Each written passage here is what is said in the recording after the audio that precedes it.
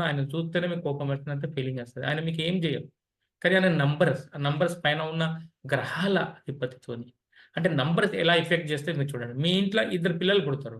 ఒక బాబు ఒకటో తారీఖు పుట్టిన ఇంకో బాబు ఆరో తారీఖు పుట్టండి. వాళ్ళిద్దరికి జీవితంలో పడదు. వాళ్ళు గొడవలు చేసుకుంటా ఉంటారు. మీరే అబ్జర్వేషన్ చేయండి. కి నంబర్ థెరపీ ఎలా పనిచేస్తది. ఒక వ్యక్తి 9 తారీఖు పుట్టారు. ఒక వ్యక్తి 2 తారీఖు పుట్టారు. వాళ్ళ మధ్యలో అసలు పనిచేయదు. ఇయాల నేను మీకు సింపుల్‌గా ఫస్ట్ నంబర్స్ గురించి చెప్తా. లక్కీ నంబర్స్ గురించి చెప్తా. దాని తర్వాత ఫోన్ నంబర్ ఎలా తీసుకోవాలో చార్ట్ మీద చెప్తా ఈజీగానే. ఓకేనా? మీరు చూస్తాం కదా సింపుల్‌గా చూడండి మీకు చెప్తా. ఇప్పుడు ఒక వ్యక్తి ఒకటో తారీఖు పుట్టారనుకోండి.